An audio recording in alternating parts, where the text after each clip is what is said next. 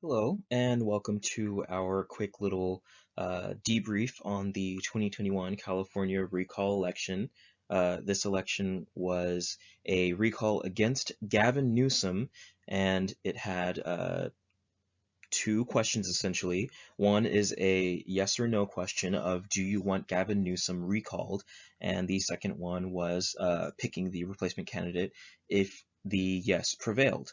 As you can see on the right-hand side, we see a lot of the reportings out of the counties for the vote margin between no and yes.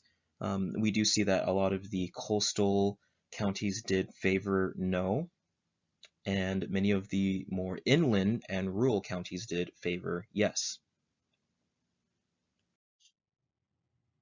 So, as you already know, Gavin Newsom was retained. He hit a margin that was comparable to his not very competitive 2018 election that put him in the office in the first place. He held a margin of about what this would be like 25 to 30, I believe. On election night it was a little bit higher, but he held a pretty healthy margin, and just about 15 minutes after polls closed, he was named the victor. He had quote unquote survived the recall, but with these kind of margins, I don't really think that surviving is really the phrase for it. The recall failed essentially. And if you remember, John Cox was actually the candidate who ran against him in 2018 for the gubernatorial election, and John Cox actually ran in this one as well, but most of the candidates did not get more than 10%, other than one or two of them. So for this election, voter turnout was pretty solid. Based off of the 2 million or 1 million uncounted ballots so far, uh, the 2021 recall election is looking to be more vote or ballots tallied than the 2018 gubernatorial election, which brought Gavin Newsom into his first term as governor of California. So below, you'll see a timeline for 2018, the midterms in which Gavin Newsom was elected. The voter turnout was 64.5%, which is pretty, average in line with recent elections, a little bit higher. For 2020, of course, this was a presidential election. It was a general election. It was advertised and publicized for over a year, and there was a very large get out the vote effort to combat people being disenfranchised, particularly young people and minorities. So this saw a huge spike. Voter turnout went to 80% in California for the 2020 election. And now for the 2021 election, we have approximately 55% voter turnout for the recall. Now, this is lower than the two previous percentages that I mentioned, but you have to consider that this is not only a special election, but a recall election. It was done in an odd election year. It was a fairly rushed election. The candidates didn't know that they were going to be on the ballot until about 3 months before the actual election, and this was not all too publicized until late summer in August. So this this was a fairly robust number for the cards that were dealt for this election. Voter turnout was also good because of the media effect of one poll. So one poll from Survey USA had Gavin Newsom as not having a good chance at retaining the governorship, not retaining his current seat until the end of his term. Now, this had a majority of likely voters at 51% wanting to oust Gavin in a recall. Now, the methodology of this poll was under scrutiny, but the effect that it did have was very significant. After this poll came out, many Democrats were motivated to go out and vote. Obviously, a recall election, a special election, is not that high in terms of turnout, as we just saw, but for this particular poll, it really motivated people to go out and vote because their consensus, or what the Democrats thought was a consensus, like Gavin Newsom obviously isn't going to get recalled in California, it's a blue state, yada yada yada. This spooked people. And for sure, I'm certain that Larry Elder's candidacy in this exacerbated that. So not only did they think, oh, Gavin Newsom might be recalled, but the replacement candidate was not a favorable one for the Democrats. So this outlier survey definitely played a role in motivating people and getting out the vote. So where exactly did all of these candidates land? As you know, there were 46 candidates in this recall election who were vying to be the replacement for Gavin Newsom. Larry Elder obviously was the front runner, and he was operating under the Republican Party. Uh, Kevin Paffrath was actually the second place in terms of the possible replacement. Of course, Gavin Newsom was retained, so none of them get the chance, but he did surprisingly well. A lot of Democrats were asked to skip the question, and 40% of the people who did vote on the first question did not, oh, I'm sorry, did skip the second question. However, even despite that, and even despite much of the Democratic Party of California telling voters don't vote on the second question, this is strictly just Gavin Newsom versus the recall, as they said, the GOP, uh, initiated recall.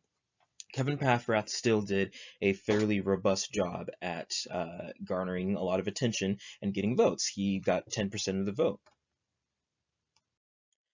One other interesting thing is that, or I guess I should say it's a very odd and specific thing that we may be able to read into a little bit.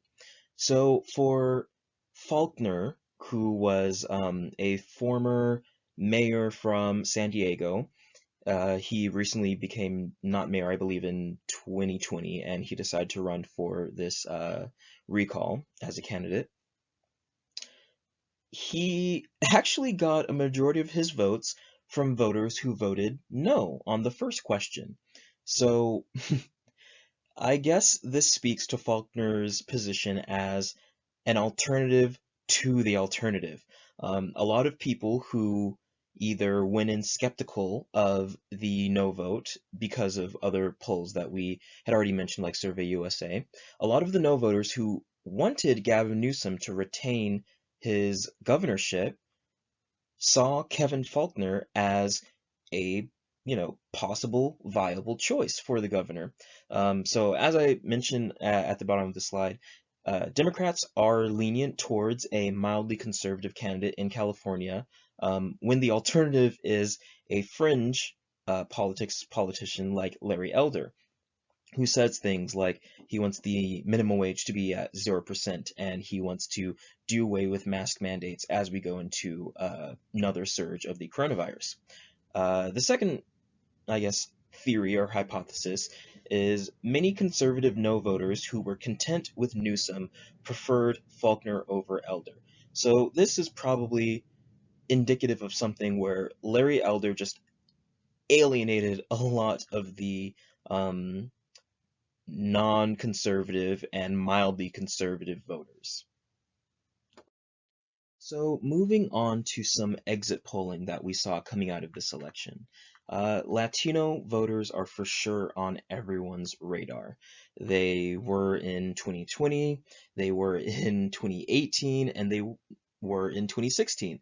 In 2016, we saw a large shift of Latino voters move from the Democratic Party. Some chalked it up to apathy towards Hillary Clinton. Hispanic voters were on the forefront of Beto O'Rourke's campaign for the Senate in Texas, specifically because Texas has such a large Latino population, as well as Florida. Essentially, the two-party system is in a tug of war for the minority vote, and Hispanic voters being the quickest growing voter demographic, is in the center of that. So the Biden administration is doing a lot to kind of um, garner their attention and get their vote because in California, as I'll discuss on another slide, there are certain factors that play a role in Latinos voting blue or voting Democrat, but those are starting to wane a little bit as the electorate gets older and as new incomer voters come of age to vote. And we do have to clarify that Latino voters are not monolithic. They do not all vote the same. One clear example of that is how Latino voters in California could skew Democratic. However, Latino voters in Florida, who are usually Cuban, may vote more conservative. There's always a spectrum in terms of these voting blocks. But for this one in particular, we did see a shift for Latino men more rightward to the yes. Recall Gavin Newsom, vote in Larry Elders, or someone who is conservative. And many people are categorizing this as uh, the canary in the coal mine metaphor, in terms of Democrats need to pay attention to this because something may be about to blow up in their face come time for another general or come time for another midterm election.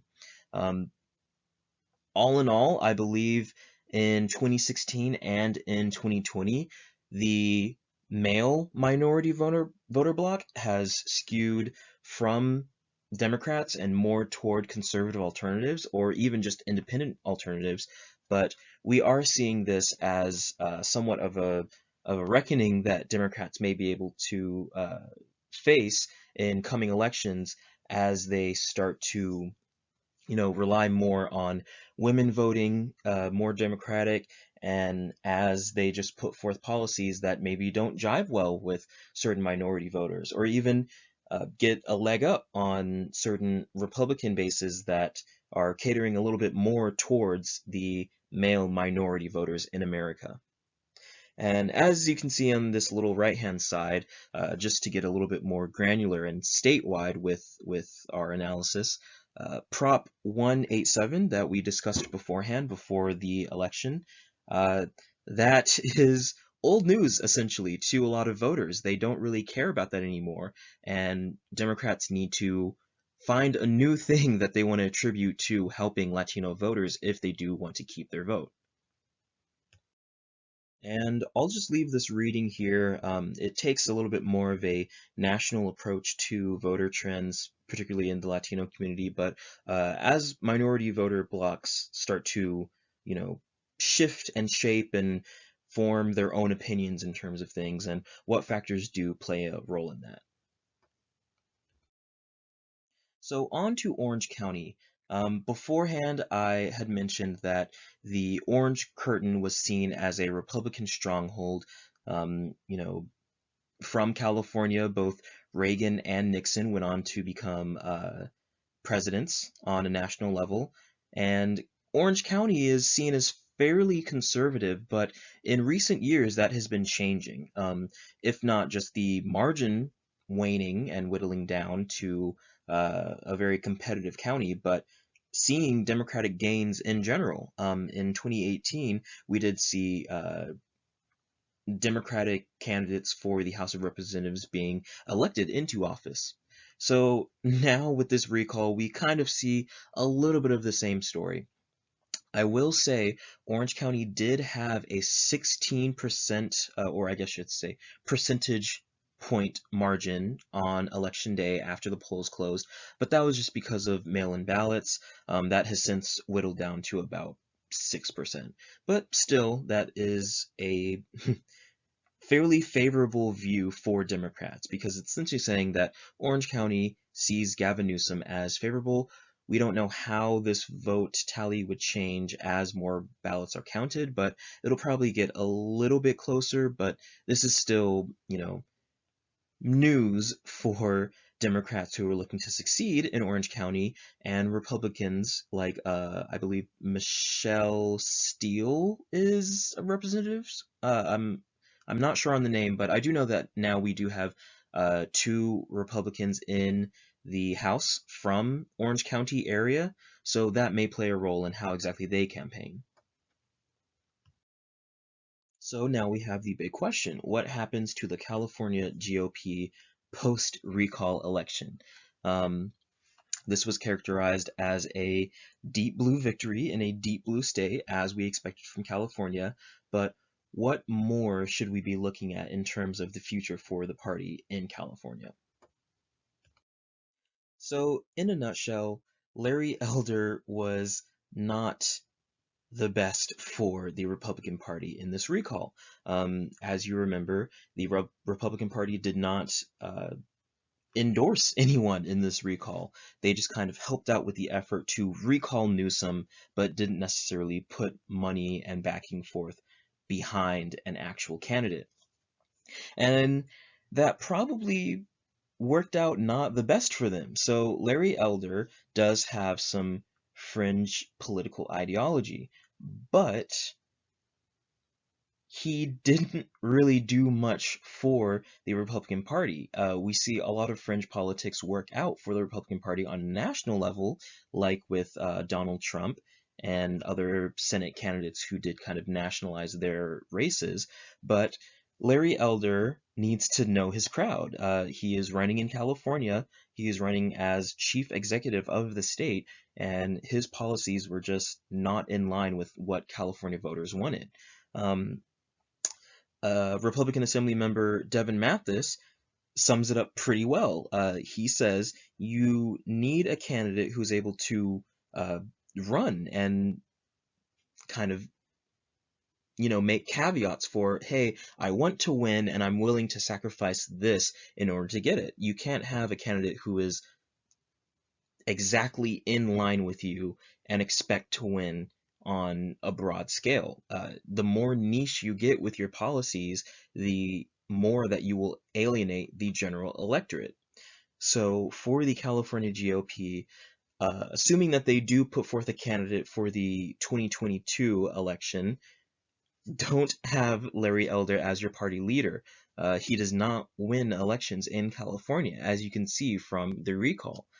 Focus on grassroots building of, policies and putting forth candidates at the local level. Start there, just like the Republican Party did on a national level in 2010 after their defeat from Obama, and they lost the House and the Senate, or made significant losses in the House and the Senate, but they went back, they looked at state legislatures, and they were able to put forth policies that kind of paved the way to this current resurgence of, conservatives doing well electorally, as we've seen.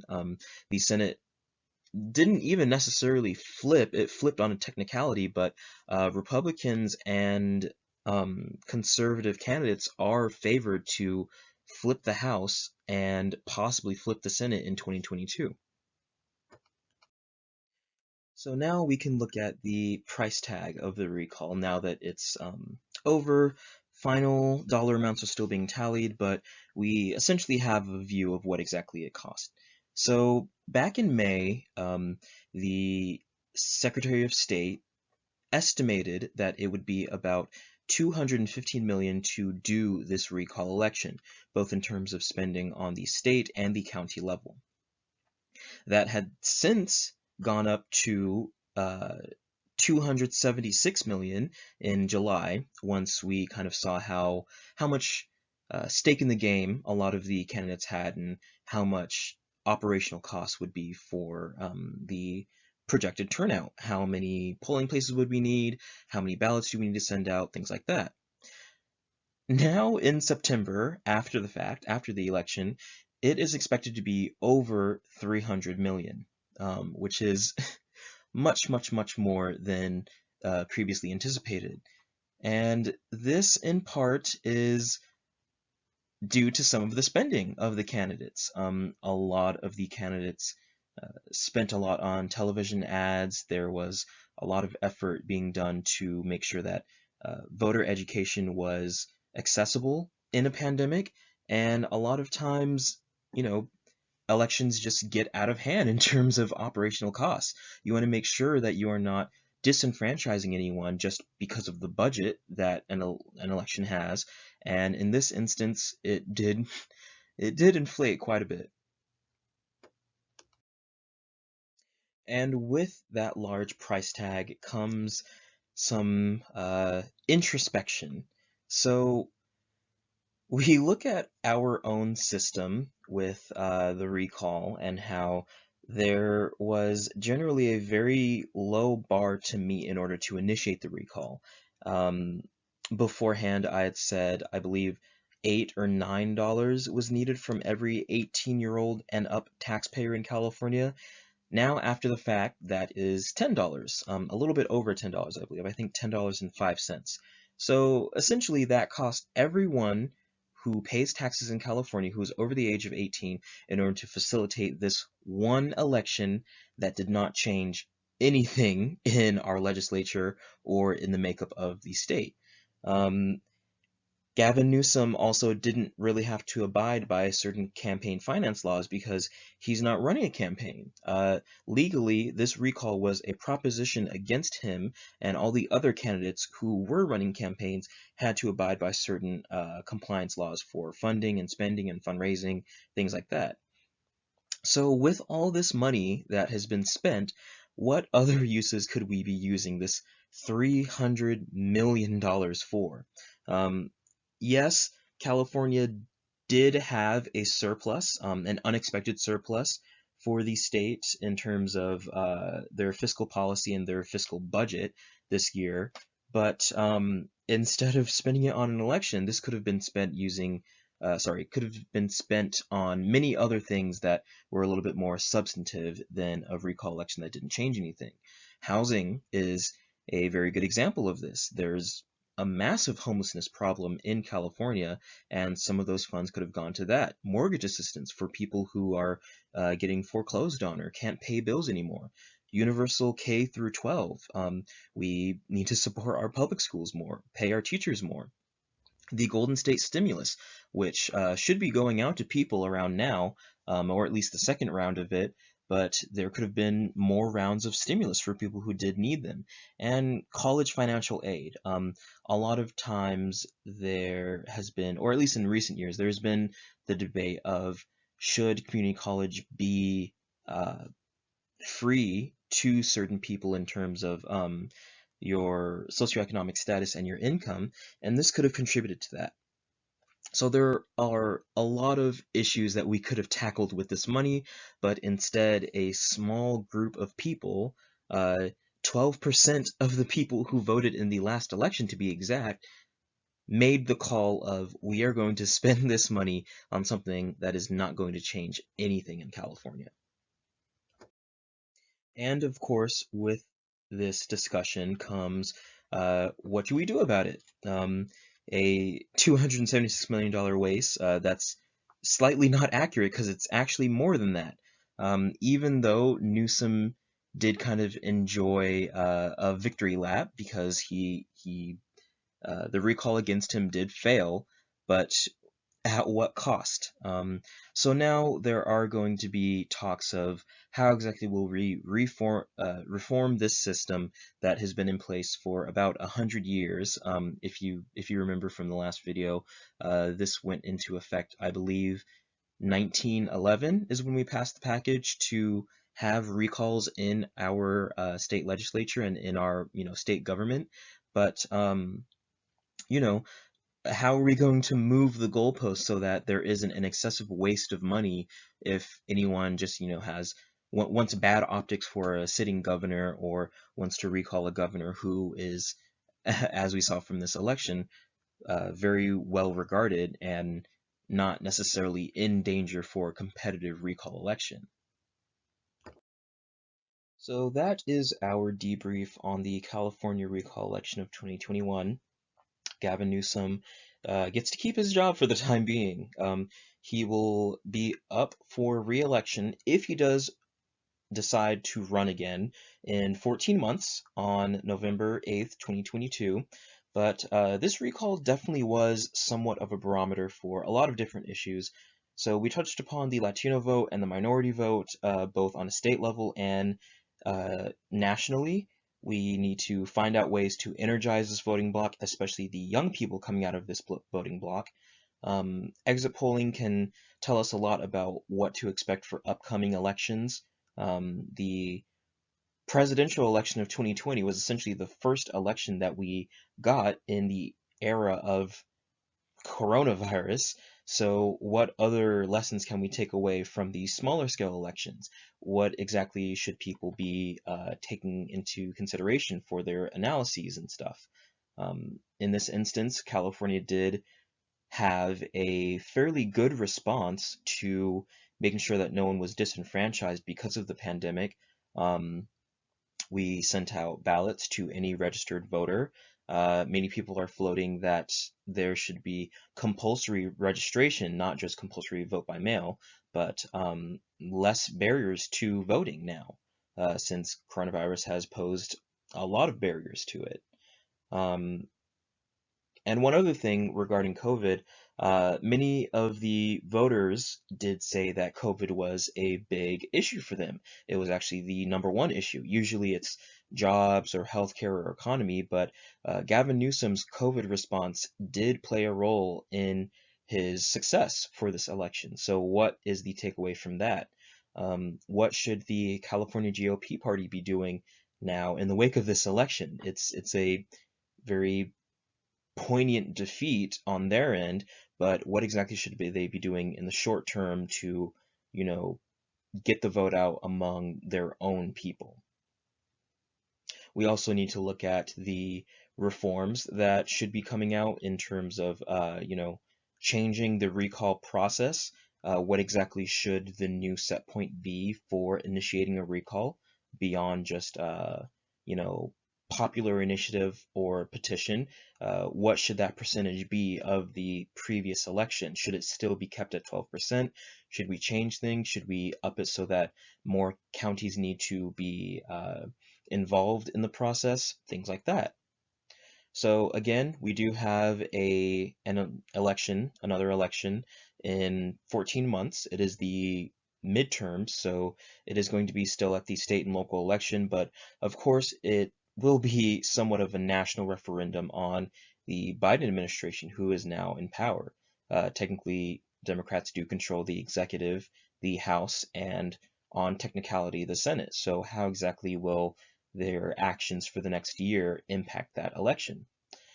So as always, I hope you guys vote in that next one. And if you want to discuss this more, definitely shoot me an email or visit me during my office hours.